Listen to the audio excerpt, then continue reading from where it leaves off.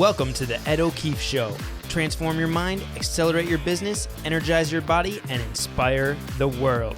Now here is your host, Ed O'Keefe. Hello, it's Ed O'Keefe, and welcome to another episode of the Ed O'Keefe Show. I am so stoked because today we have a very special guest, Navy SEAL David Goggins. Now, if you don't know who David Goggins is, then you're definitely missing out because this gentleman, if you want to call him a gentleman, is one of the most obscenely, insanely bad dudes you're ever going to meet. I first discovered Goggins by reading the book Living with a SEAL by Jesse Itzler. In the book, his code name is SEAL, and Jesse takes you through 31 days of being beat down and transformed by David Goggins. Now, let me give you a little background about Goggins. And I got to tell you, I was nervous during this interview, so I might sound a little unlike my normal chirpy self in the beginning. But trust me, it gets really, really good because he talks literally the entire time, and I chime in once in a while. But Goggins is the only member of the U.S. Armed Forces to complete Navy SEAL, U.S. Army Ranger, and Air Force Tactical Air Controller training. David has completed more than 50 endurance races, including multiple ultra-marathons, ultra-triathlons, bike races, and arduous mountain ascents. He does all of this for charity, and he's going to tell you the whole story behind it. But what's crazy is that you're going to hear it approximately halfway through the episode where he talks about he decided on a Wednesday to do a 100-mile race, and he did it on Saturday. And then how that led to just a chain of events that were amazing, some of the biggest breakthroughs that he ever had. Now, like all Ed O'Keefe episodes, or the Art of Time Collapsing episodes, my goal is to go behind the scenes of what makes David tick. You're going to see, hopefully, some unique things that you didn't hear before in interviews with, or if you've ever seen David on any YouTube specials or anything like that.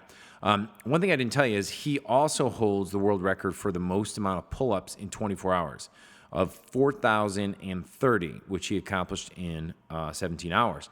So this is amazing, and I know you're going to love it.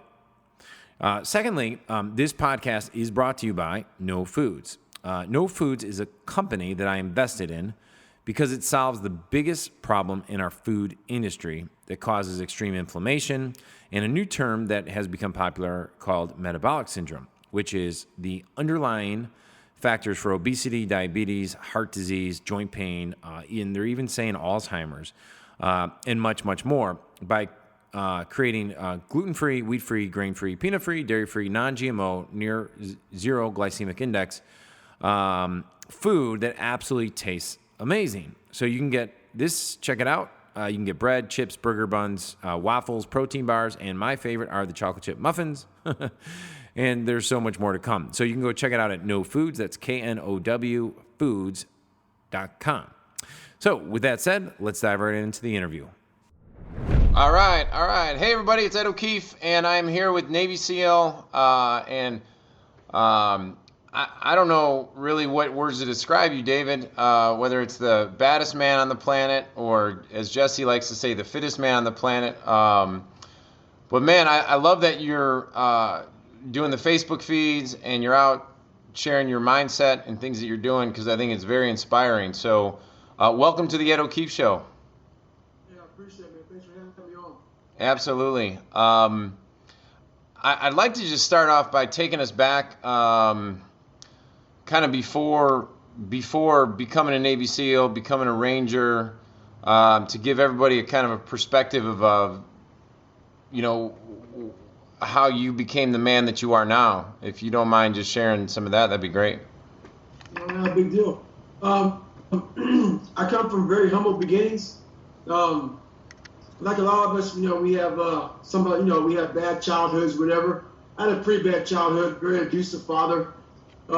Beat the hell out of me and my mom and my brother. And, my mom finally decided to leave the guy. So he left and we moved to a place called Brazil, Indiana. Brazil, Indiana wasn't the friendliest place in the world. There was about 5 or 6 black families there. And the headquarters of the Klan from what I remember, the headquarters of the Klan was about 20 minutes from where I live.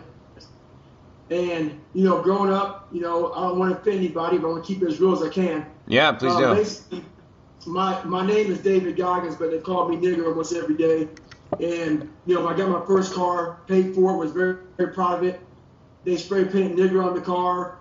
Just my whole life was, people talk about being bullied and low self-esteem and, all that stuff, man. So I come from low self-esteem. My mom worked her ass off, worked 3 jobs, went to college, so she wasn't around too much. And growing up in that small town, as far as trying to find a mentor to mentor me, I really didn't have much. I didn't have much at all. So I had to really make something out of nothing and hold myself accountable. And, I got in the habit of blaming people. Right. People would call me names, and I was bullied, and I blamed my dad for being abusive.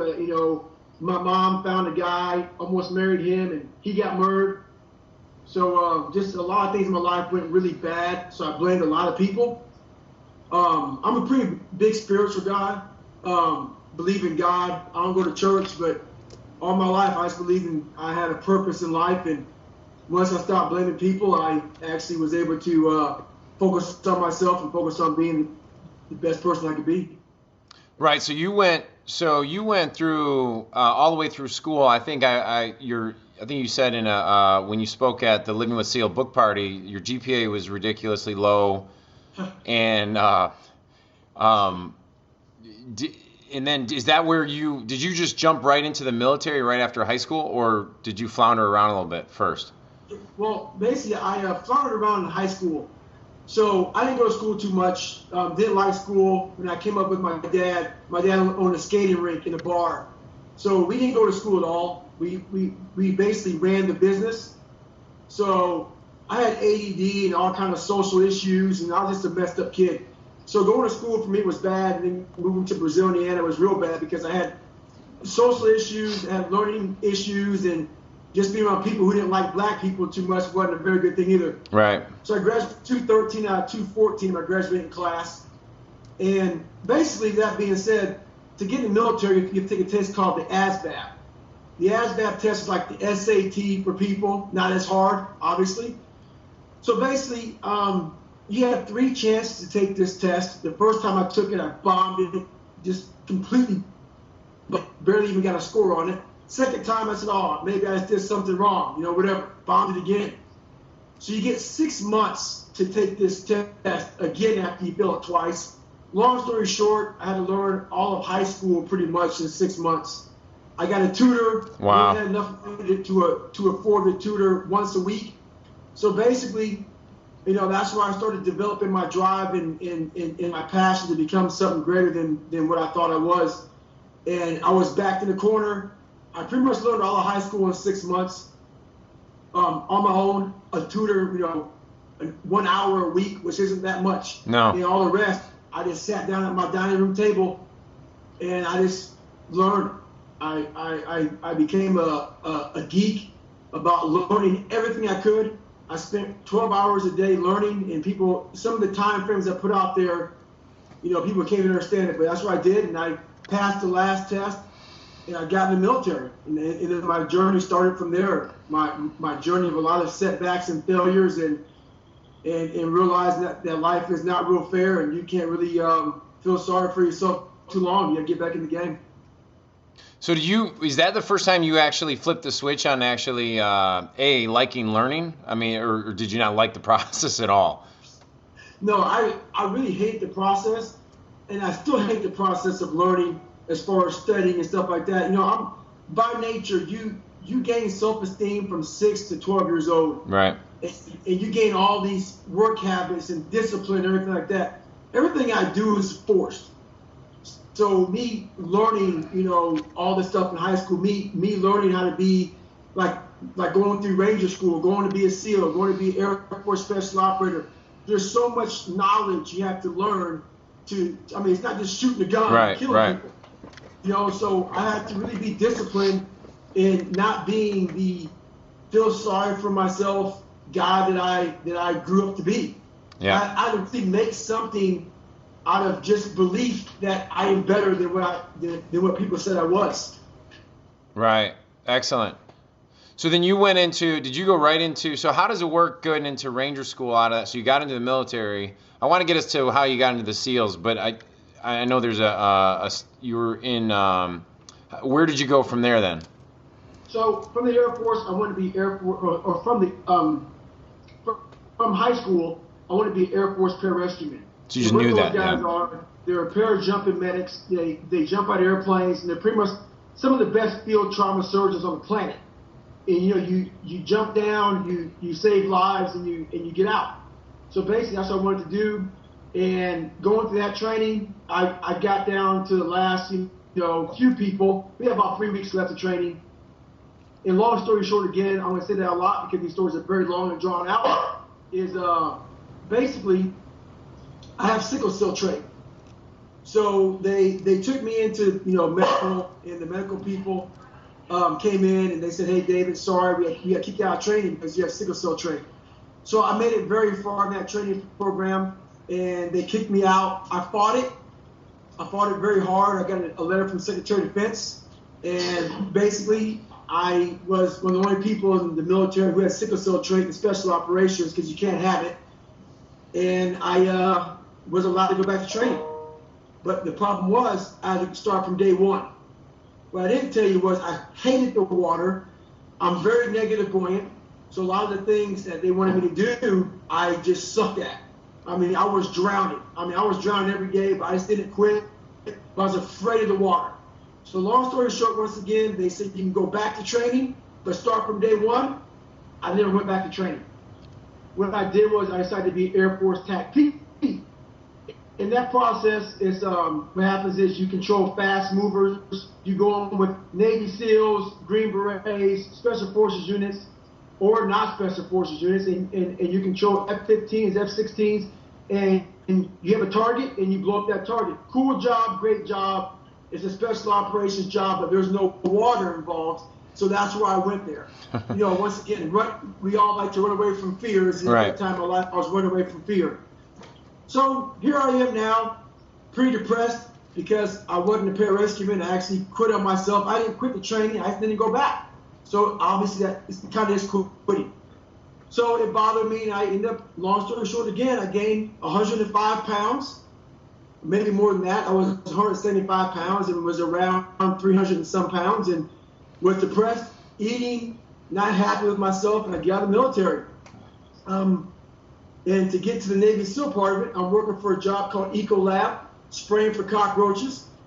And I come home one night after spraying at a Steak and Shake, where I would get this nice chocolate milkshake and a box of donuts across the street at 7-Eleven. I'd go home every night, and woe is me mentality, and I'd eat that, and that was my life. And those Discovery Channel shows that see people going through Navy SEAL training, I turned that on TV, and I felt very small.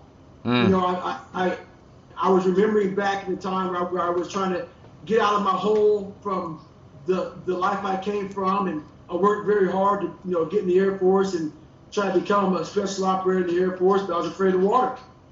And I saw these guys in Hell Week going through the water training and going through all this, in the ocean swims and all this crap. And I was like, man, you know what? I'm going nowhere in life. And, every morning since I was 16 years old, I've been shaking my head. And I call it the accountability mirror. And I just realized I wasn't very accountable for anything, and I was very just afraid.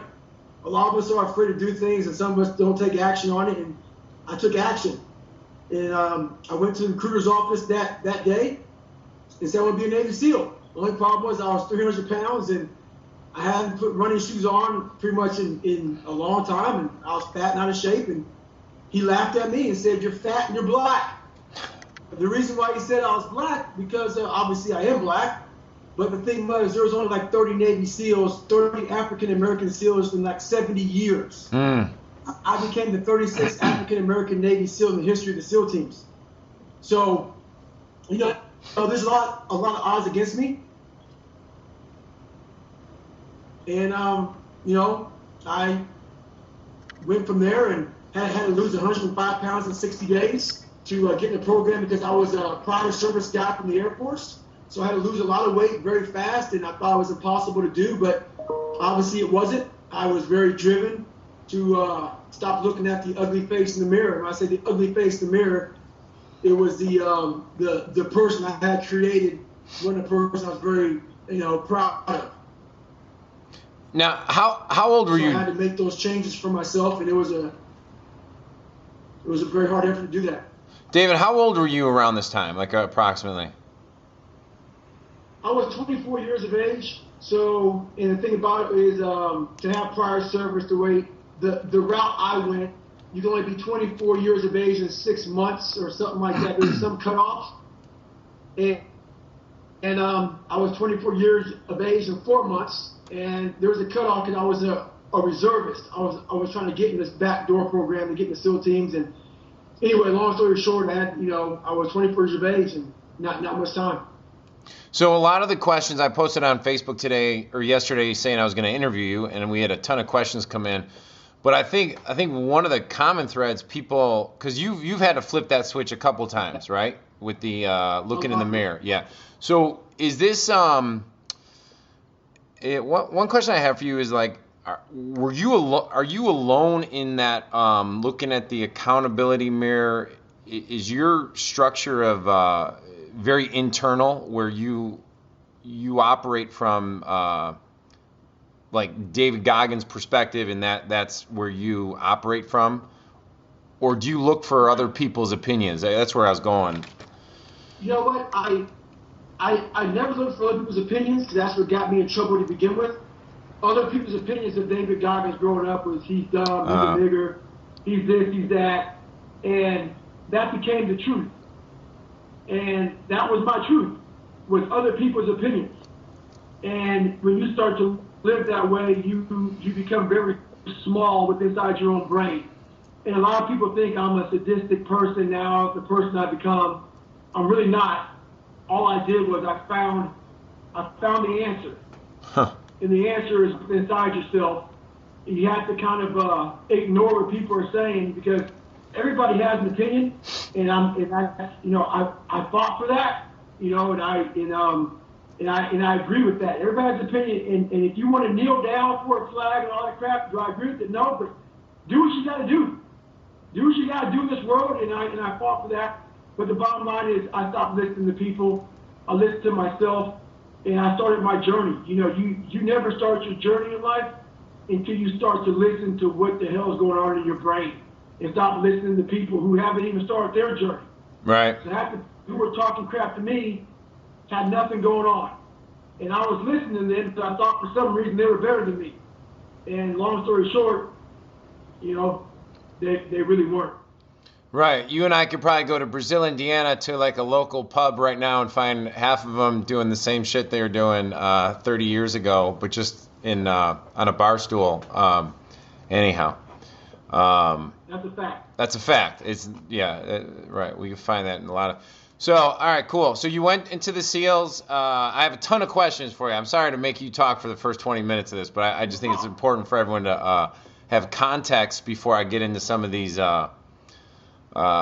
questions here. So you go into the SEALs. You go through Hell Week. How many times did you go through Hell Week in 1 year? Yeah, so 1 year I was in 3 Hell Weeks. That's never been done before. And like I said, this is where the sadistic part starts to come out, where people start to think that something was wrong with David Goggins. Something wasn't wrong with me. I was trying to become someone, and trying to become someone, you have to do some things that really suck. Right. So this is one of them. I happen to be, Navy SEAL training has been around for over 70 years. And there was a SEAL there named Captain Bowman. Captain Bowman was a hardcore Vietnam guy. He ran Navy SEAL training when I went through. And he believed in giving you chances. But he also believed in setting your ass back to day one, which you don't do now. A lot of times in training now, they kind of put you where you were at. If you got hurt in a certain part of training, you stay there and you pick back up. So if you got hurt in the second phase, you go back to day one of second phase, which is good. For me, when you got hurt, you went back to day one of training. So what happened to me was my first whole week, I had hernia issues, I had double pneumonia, and all kind of issues, and didn't graduate that training and got rolled back to day one. Got rolled back to day one, went through, and Navy SEAL training, for those of you who don't know what Navy SEAL training is 26 weeks long, and Hell Week is usually on the 5th week of training. So after you get to Hell Week, you still have 21 weeks of getting your ass kicked. Right. Long story short. So, but Hell Week is, pretty much it. If you make it to Hell Week, they know that you're somebody special. So my second Hell Week, I get through my Hell Week, get ready to go to second phase and stuff like that, and I tear up my knee extremely bad, where I can't put any pressure on it. I have severe stress fractures, shin splints, and I get rolled back to day one again. So I get rolled back to day one again. In my third Hell Week, I start that Hell Week with pretty much wearing, compression tape that athletes wear to keep their ankles nice and tight from twisting. I had such bad stretch fractures and shin splints that that's how I started this next class. And this Hell Week was a very brutal Hell Week. We had a guy die in that Hell Week, Mr. Scott. And but I graduated that Hell Week and went on to become a Navy SEAL after my third Hell Week. Where was there? So everybody wants to know, right? What was the? First of all, congratulations. Second of all, everybody wants to know. Most men anyhow look at Hell Week and they go, "Oh, could I possibly do that?" That's one. Number two is, I had the opportunity to do the. I don't know if you've seen Mark Devine does his 51-hour. Mini Hell Week experience for civilians, and I had an opportunity to go through that last October, not 1 year ago. So it was great, phenomenal experience. It's 51 hours straight. Nice. Yeah, it was great. It was the pre-work was just as getting ready for it was almost like the process when I got there was fun in some weird way that most people wouldn't get. So two questions. One is, what was the hardest part about going through Hell Week? And then was there a part that just you flipped a different level of switch where you're like, all right, this might suck, but I could just keep going and I got it. Like, does that make sense? Oh yeah, it does. So the first question was about Hell Week. So basically, after my first Hell Week, that's where I flipped my switch. In the first Hell Week, it was a daunting thing to realize you're going to be getting your ass kicked for 130 hours of continuous training, and you might get 2 hours of sleep. Right. And what I realized in that Hell Week was Hell Week. Okay, it's called Hell Week for a reason. To beat Hell Week, you have to become Hell. In my mind, that's what I had to become. So going through it the first time, I realized that your mind cannot comprehend being that miserable for that long. So what we do as human beings is we go from, like, the first hour of Hell Week, they make it miserable.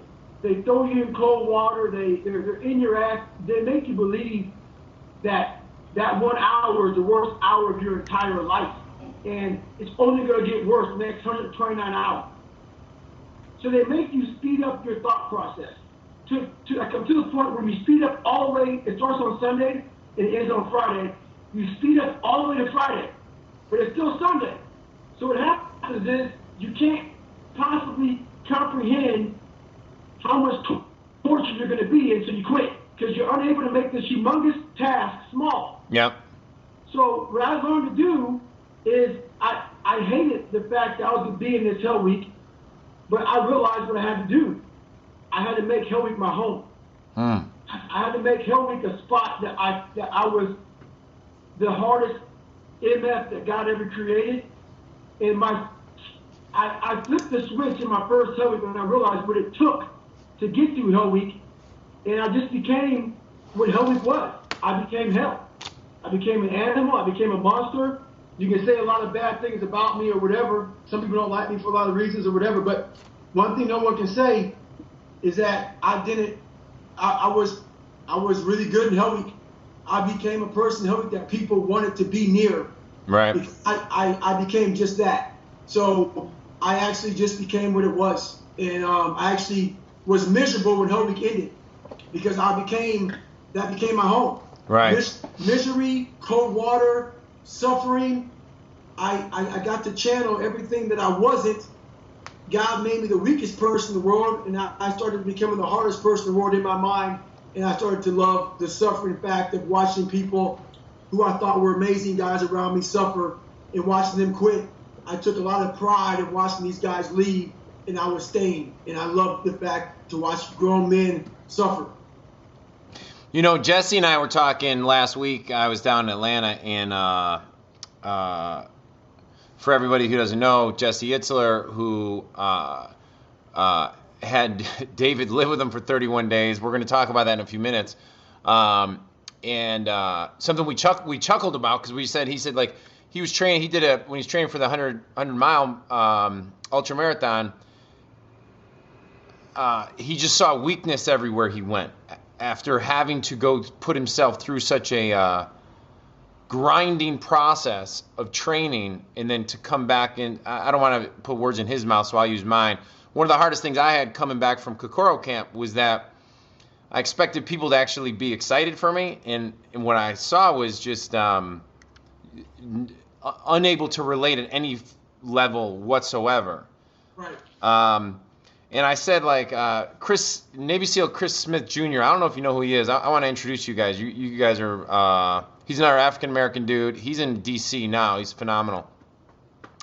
He was one of the coaches, and he asked me, he's like, well, what was your favorite part? My favorite part was about 40 hours in, when your body was rash, everything felt awful, but it no longer mattered.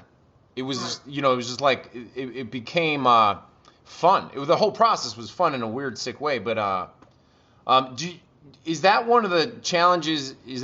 Was that kind of what you mean by, like, you went through SEALs or Hell Week, and then you came out and you were now taken out of that environment, or and is that one of the motivations why you choose the hardest things on the planet to go do, because that's where you feel most at home? You know what? I don't know if I'm happiest there, man. I actually hate doing it. I mean, like, I really hate doing it. But the reason why I do it is because I, through my journey of, like I said, coming from where I came from, I got to find out the whole trick to life and how much better we are than what we think we are. And I find myself wanting to see, how much better I can be. And, even though I like doing the things, I don't want to sit around watching people do amazing feats, So I don't want to watch a show on somebody running Badwater. I'd rather do it. I don't want to do it, but I don't want to sit there and watch another human being do something that I also can do. Just don't want to be that lazy guy that sits back and says, "Oh, I could never do that." Right. Or how did you do that? The only reason, the only way you find out the answers to these questions is you got to answer them yourself. Right. So you went out. Yeah. Go ahead. People ask me, "Hey, how did you become a Navy SEAL?" and stuff like that. Yeah, I will tell them how. And then people ask me, "Well, I can never do that." And the first thing I say is, "Well, that's why you can't do it, because you already have the thought in your mind that you can't do it. So you've already lost the battle before you even started it." Right. I love it. All right. So you after the SEALs, did your friends die in? Was it Operation Red Wing that you decided to? Was it that exact one? Yes. So what you don't know is I gained most of the weight back. So I went back to about 275, 265, around there somewhere. So I got the Navy SEAL training about 190, 195. And after I graduated Navy SEAL training, I gained most of it back and became the big guy I once was. I got really big into powerlifting and stuff like that. Operation Red Wing happened, and Marcus Luttrell, Danny Dietz, Axe, Murph. I was in Navy SEAL training for so daggone long. I knew all those guys really well. I was in hell with almost every single one of those guys. The guys that got shot down, the QRF guys that went in, which is a quick reaction force, in that chopper, I knew most of those guys in that chopper also. So I just felt compelled to do something positive for their families. Not knowing what I was doing, I Googled the 10 hardest events in the world, not knowing that this Badwater 135 was a one-day race. I didn't know it was humanly possible to run 100 miles in one day. I never knew anything about ultra running. I'd never even run a marathon. So I thought it was a daggone stage race. Truthfully, I thought you would go out to Death Valley, run 15 miles, or run as far as you could, and pack up shop and go back out there again and do it again next day. I didn't know how that shit even worked. So here I am, and I Googled the race, found the hardest race in the world was Badwater at the time, I guess. Called the race director up, and he had a nice chuckle when I was talking to him about what the hell I wanted to do and how much I weighed and how I'd never run 100 miles before. And he was really impressed with me being a Navy SEAL, but Chris Costman doesn't really care about that. He wanted people to qualify for the race, and I had never done a race, so I wasn't qualified. So then you had to go qualify, because I'm looking at your I have your timeline here on the is that where you went to San Diego and you did the 1 day? Did you have to do one of those in order to qualify for Badwater? Right. So I lived in San Diego at the time, and the San Diego 1 day was so Chris Costman kind of called my bluff. He said, "Hey, okay, look, you want to qualify for the race? How you do is you got to run 100 miles in 24 hours or less." And I was like, "This is crazy, man." But I was like, "Okay." He goes, "There happens to be a race on Saturday." I called the guy up on Wednesday, man, and I was not in shape to run 100 miles. Let me tell you, I wasn't even a runner. So I said, "You know what? Okay, roger that." And I signed up for the San Diego 1 day. San Diego 1 day is you run 100 miles on a 1 mile track, and you see how many miles you can get in 24 hours. And my goal was to get 100 miles. I went out there with the blue lawn chair and Mileplex and Ritz crackers, and which is a horrible nutritional plan for something like that. And I didn't know any better. I had some tube socks on that I pushed down, almost to my knees. Pushed those things down and threw on some tennis shoes and went out there and started running. Got to mile 50, started feeling the bones of my feet started breaking, and I was tore pretty bad. Hadn't gone to the bathroom at all in 70 miles. And I sat down in that blue lawn chair and couldn't get up at 70 miles, couldn't stand up. And at the time I was married and told my she's now my ex-wife, I had to go to the bathroom. So I took a crap on myself and oh my God. My leg, I couldn't stand up. Blood pressure's all messed up. My kidneys were shutting down. I was in really bad shape. And I had to go back to Hell Week mentality and make this big thing small. I had 30 miles to go. I was in bad shape. I wasn't going to quit. I wasn't going to stop doing this. And I made the big thing small. Got some nutrition. Was able to stand up. Got my blood pressure regulated enough to stand up. Found the will to step off a little 6-inch curve. And was, got my feet tied up with some, or taped up with some compression tape, and was barely walking on this track. And my ex said, "Hey, you're not going to make the time." And that's when I realized a whole another level of human being. I ran the last 19 miles, and I finished 101 miles in just under 19 hours. And that will go down as probably the best feat of my entire life in the history of my life. The shape I was in during, before, everything, and going out there doing that, and how bad I was that last 30 miles of that journey. I can't really imagine many people being able to go through the pain I went through, and I probably was very close to death. But the body and mind connected, and I was able to go through it. And I called Chris Costman up. Chris Costman said it was a 24-hour race, David, and you ran for 19 hours. He didn't sound real, happy with my time, and so I didn't think I was going to get into Badwater. There was one more race I could do to qualify, to show him I wanted to do the race real bad. It's called the Hurt 100. For those of you who don't know the Hurt 100, very few people get through the Hurt 100, at least back in that time that I went through. It's a trail race in Hawaii with almost 30,000 feet of climbing, over 100 miles. I'd never even seen a trail before in my life, pretty much, let alone do a trail race. And I went out there on broken feet, and I think 13 people finished that year. I was 9, and I qualified for Badwater. He said, "You're a dumb guy. I'll let you in the race." He said, "You're a dumb guy?" He said, "You're just dumb enough to do Badwater." That's right. Something like that. And I said, roger that. And I got in the race and got 5th place my first year and went back and got 3rd place my second year. Wow. Nice work. Nice work. So in San Diego, is that where you met Jesse? Or where? No, that's the first time he saw you, correct? Right. Right. He saw me there. I really didn't see anybody. I was in such pain. I didn't know that people were even on the course besides me. Wow. Kept my head down and just suffered. And that's where Jesse saw me. I didn't even notice him there. But that's where he saw me, was that San Diego one-day race. I want to get to that in a second. I want to ask one more question on the San Diego one day. This might sound like a weird question, but what is when you go inside? Because I heard even on an interview, I think it was it after Badwater when they were asking you how you enjoyed the scenery. You had mentioned something like you didn't even notice any of it, and obviously. You go somewhere, right? So right. What is it when you say, and I've made a couple notes on like, you make the big things small. Like, so when you go inside, kind of a weird question, but what's inside? Like, how do you see it? I see myself victorious at the very end of it all.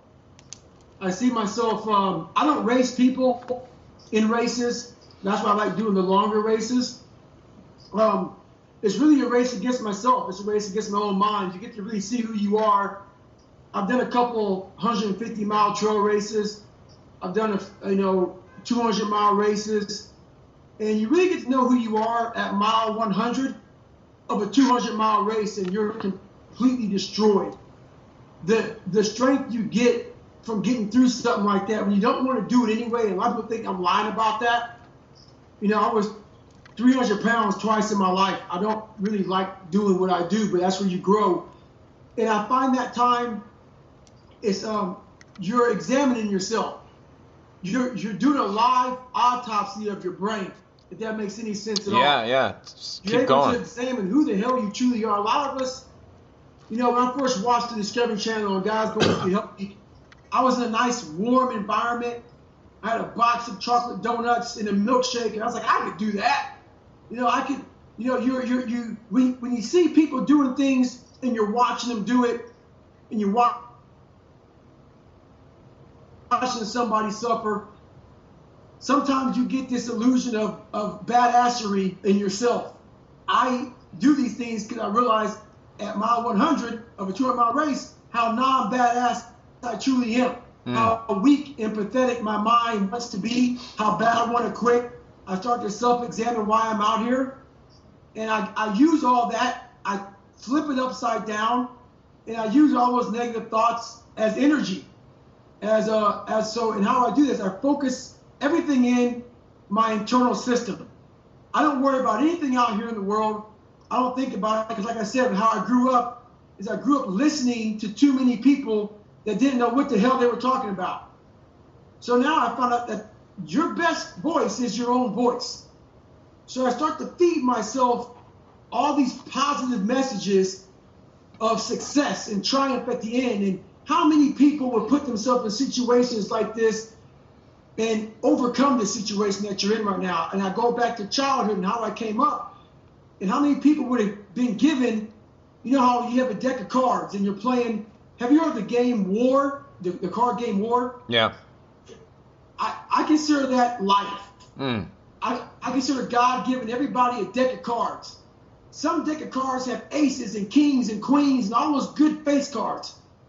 Some people's deck of cards has 2s and 3s and 4s and 10s. And 10's the highest damn cards you got. What I use in my mentality to flip it all over is, you're going to put a 3 down one day, and I don't have a 3. But when I put that last card over, it's going to be a 10. You're going to have a fucking 9. And I'm going to take your cards turned over. I may get an ace. I might get a king. The whole thing about it is I stay in the fight. I keep my head in the fight. I never let myself get too far out of balance where I become woe is me, and I get out of the fight. I always give myself hope to stay in the fight, and that's what I'm doing when I channel my energy. I channel the way where I stay in the fight. Yeah, I love it. So I mean, just more of a tactical, mental question there. So then, do you see it? Like, do you disassociate from like the negative stuff? Like, do you see it and you're like, okay, I see where this is going, and then flip it? Is that how that kind of works internally? Right. So basically, we all, if you are really in tune with your mind, Yep. you know what you're thinking. You know where your body wants to go. Your body's saying, let's get the hell out of here. This isn't normal. This isn't human. This is painful. We've done a good job. Let's go home and call it a day. All those thoughts are why people quit everything in life. And there's a whole bunch more of them. I take those thoughts and I give it extra feedback. I call it the 1 second decision. The 1 second decision is when you're in life, things get extremely hard. Yep. And you quit, like in Hell Week. Everybody quits in Hell Week because the daggone water is freezing. And you can't imagine being warm again. You ring the bell, you put your helmet down, you take a warm shower, and what's the first damn thing that crosses your mind once you warm up? Shit, I should. Exactly. Yeah. Why the hell did I quit? Yep. I know that. I know that the second I quit something, why? Because I quit things myself. The second I quit something, I know the process of quitting.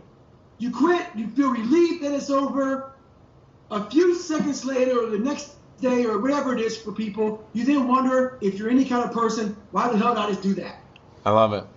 That's what drives me, is I know what the other end of quitting is. The other end of quitting is I get to now sit back in my house and say, well, shit, David. Now you get to live a whole another year of your life thinking about, well, hopefully I can get back in next year. Or hopefully I can go back to Navy SEAL training or go back to Ranger School or go back to this. When if you can control those thoughts and realize that if I can just fight through this a whole bunch of 1 second decisions, because there's going to be a whole bunch of times when you just want to give up.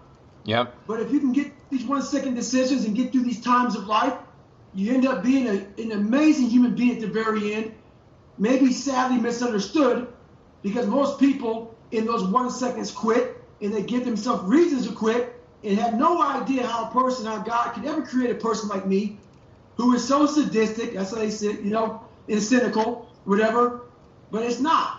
It's the fact that I have set my mind to do something. I want to figure out the best way of how to get it done. Well, yeah, and it's funny though. I want to be respectful of your time, and I want to get to a couple of points, but it's like the negative preparation or the perspective of like I got to prepare, and this is what I do, allows you where that might seem cynical sometimes or negative. It's actually creates an optimistic human being. Right? Exactly. Like I said to my daughter, as we're doing this, we're just, not to time and date this, but this is right after the election, right? And so people are protesting, whatever. And my kid's been asking me, well, Dad, who are you going to vote for? And I said, myself, because I'm the president of this household. And this household, what we do here dictates what we do out there. I don't even care who the president is. And Exactly. people are freaking crying today and, oh, what this did to my daughters. Well, I have 5 daughters, 2 boys. Right. I sat 2 of my daughters down at the kitchen table today, and because they watched the concession speech, and I just looked at them. I said, "Look, you never need approval from anybody else outside this house to go be an amazing girl and woman. Like this, Right. It starts right here." So I just wanted to say that because something I'm loving about your videos is your internal locus of focus is the opposite of what our society has become, which is everybody's looking for approval outside, and it's all messed up. That's so true, man. I can't agree with you more. All right, so let's get to living with the sea a little bit. So tell me about your first meeting with Jesse. Well, it was kind of crazy, man. I was raising money for the Special Operations Warrior Foundation, a great foundation that gives 100% tuition to people like kids' fathers who died in the war. So if you're a special operator and you died and you want to go to college, the Special Operations Warrior Foundation will give you 100% tuition to go to college. So with that being said, I was raising money for these foundations. That's why I was doing these races. And Jesse, at the first race I did, he saw me, and I guess he was interested in who the hell is this guy with, I guess, crap up his back, blood down his leg, and he continues to go forward. And he searched for me, man. He got a hold of the Warrior Foundation, And the Warrior Foundation said this guy who owns Marquis Jet is looking for you, and I didn't know what Marquis Jet was, didn't know who Jesse Isher was. I was living in my bubble, living in the world I live in. And he got a hold of me. I called him up, said, what's going on? What do you need? What do you want? He said, I want to meet you. So he basically flew down, I guess, in a private jet or something. I don't know how he came down. I know he flew. And he flew down to San Diego, and we talked for a few minutes. And he basically wanted to see what the hell made me tick and what made me who I was and how I became the person I am today. And he wanted to, I guess, learn more about that. And that's how that whole thing started. Awesome. It's one of the best. It's one of the best books in a long time that actually shows the process of transformation in some ways, in a lot of ways. So I guess for time's sake, David, kind of putting you on the spot. What is like one or two of your best memories of beating Jesse down a little bit or seeing his transformation from the book or from your own, even if it's outside the book? I don't really care. Well, the whole thing about it was he had to trust me. He had to trust me to know that I wasn't going to kill his ass. And that's a big thing to ask from a guy who he has a good life, man.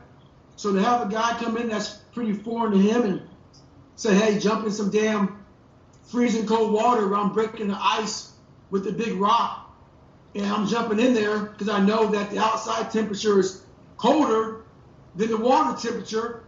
It's just messing your brain up right now that you're freezing outside on a jumping a lake that you just got a humongous boulder. It's just all a mind game.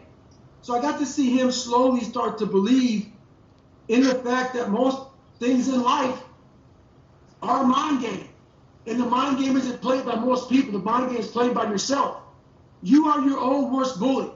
You are constantly telling yourself something that's a lie.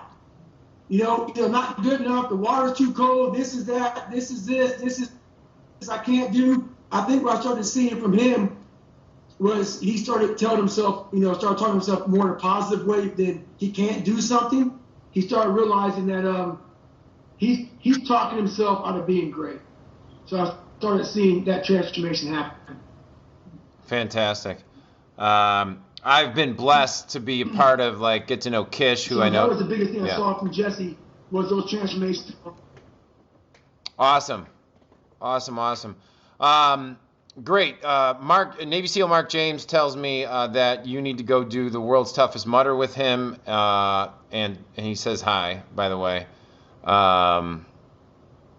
What's up, brother? Yeah, he's great. He's doing the world's toughest mutter, I think, in this weekend or next weekend, one of the two. What's next for you, and what can we support you with as we wrap up this call? Well, you can always support the Special Operations Warrior Foundation at specialops.org. Great. That's always really big. As far as me, what's next is, you know what? I'm very blessed and very fortunate to where whenever something came to mind, I did it. So right now, I'm kind of living in a world where at 31 years old, I'm retired from the SEAL team. Did 21 years in Special Operations. I've done everything I wanted to do. And it's kind of hard right now finding out what's next. So I'm kind of going back through the book I already wrote, and I'm kind of just proofreading it, going through dotting I's and crossing T's because I've come to a point in my life where the journey I went on was very rewarding mentally, and that's all I was looking for. And the whole journey of life is about being proud of who you are at the end of it. And I had the courage to begin my journey. And I don't have really too many things on the plate right now. I still run a lot. I still work out at a high level. But as far as things in front of me, once you get very happy with who you are, it kind of sets things far apart about things you want to do because I've done everything I want to do so far. Awesome. Well, if you ever want to test out your mental toughness, between 6 p.m. and 8 p.m. we have 7 kids in the kitchen. It's a little chaotic. I'd love to see you, You're out of your mind, brother. I know. I'm blessed. My wife makes things happen. And then I will be seeing you on Hell on the Hill, I think next year. So I look forward to seeing you there. And well, everybody here, we'll have all the links and everything there to support everything you have. And you're the best, man. Keep it up. Keep sharing. I think it's very important because you're inspiring a lot of people. So please keep doing that. And everyone on the Ed O'Keefe side of the world are here to support you. So appreciate it, and keep it up, man. Thanks, David. Hey, it's Ed here. Thanks again for listening. But real quick before you leave, I want to tell you about two quick things. The two most common questions I get, and I want to answer them for you before I let you go and give you a special offer. So for entrepreneurs, aspiring entrepreneurs, people who just like what we're doing here at Ed O'Keefe Show, if you need help growing your business, figuring out a business, accelerating up the speed at which you accomplish your goals, make an impact, and create bigger contribution while building the life that you were really meant to lead, first and foremost, do me a favor and subscribe to Ed O'Keefe Show, the podcast, and share it. This is a mission I have to have 1 million people downloading this every single month, and I cannot do that on my own. Secondly, pick up my book at www.timecollapsing.com. I give it away absolutely free. I just ask you pay shipping and handling, and people ask me all the time, like, why are you giving it away free? Well, bluntly put, because I think I can make a bigger contribution in this world by getting that book into 1 million people's hands as quickly as humanly possible. Now, obviously, we have academies and coaching clubs and seminars we put on, and if those fit for you, come join us. But please, pick up the book and let me know what you think about it. Secondly, if you're an athlete or if you're not an athlete, if you're someone who has aches and pains and wants to live a long, healthy life, then I'd like to give you an opportunity to take advantage of what I call my anti-inflammation health pack. People ask me all the time, like, well, Ed, they know I own a health supplement company, and they say, like, well, do you take your supplements? And I go, yeah, there's 3 supplements I take every single day. It's Marine D3, Omega Flex, and Body Ready Omega. Now, there's a quick story behind it. So let me tell you what it is. Did you know that in 1983, or 82 to 83, did you know that obesity, heart disease, diabetes, and who knows if they can trace back Alzheimer's and other things to this same time frame, but skyrocketed in the United States. Coincidentally, it was the same exact time that the government came out and the FDA and all these people and started coming out with margarine, saying fats are bad. Well, the fact of the matter is your brain, your heart, and most of your main organs are primarily fat. So in 1976, Dr. Jorn Dyerberg went up and he actually studied these Eskimos who lived in, I want to say Denmark. I may have it off. It was, Denmark. And they discovered that these people, they call them Inuits, were eating 80% seal blubber, like literal fat, yet they had 0 heart disease. And across, the world in Japan, the other population that literally smokes, drinks, and has horrible diets, but they eat fish all the time and seafood all the time, have more centurions. You know what that means? That means that they're living past 100 years old. So what is the commonality? Well, these populations have way more omega-3s in their diet.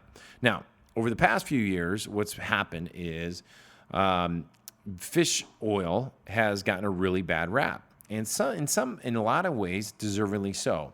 Now, I can go into this in depth. In fact, I'm going to do a whole podcast on the story. But to give you a opportunity, go to edokeefeshow.com. That's edokeefeshow.com.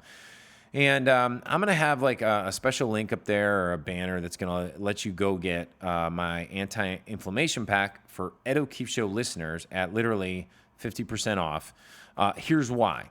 I take this product religiously, And it is the number, I don't know, I have probably a 5-point process of literally diffusing inflammation in the body, because inflammation is literally the thing that's causing most diseases in the body. It's the research behind it has never been more certain, and it's only growing. That like diabetes, heart disease, Alzheimer's, all these mega, even the big C word, which I wouldn't even say out loud on a podcast. Now, I'm not saying that our products can do anything to those diseases, okay? Because of FTC reasons, I can't make any claims. But what I would say is that if you're going to do anything to feel better, to have your joints feeling better, to have your body feeling better, I would go and make sure you are attacking the inflammatory process in your body. And these 3 products synergistically work magic on that. So I've sold over 500,000 bottles of these products. You're going to love them. We have great reviews, et cetera, et cetera, et cetera. So by going to EdO'KeefeShow.com, you can click on a banner or a link that's going to be there waiting for you, and it's going to take you to a page that'll give you a little bit more of a story, and as well give you a major discount that could allow you to feel as cool as I do, or better. All right, that's it. Have an amazing day, and please share this to the world.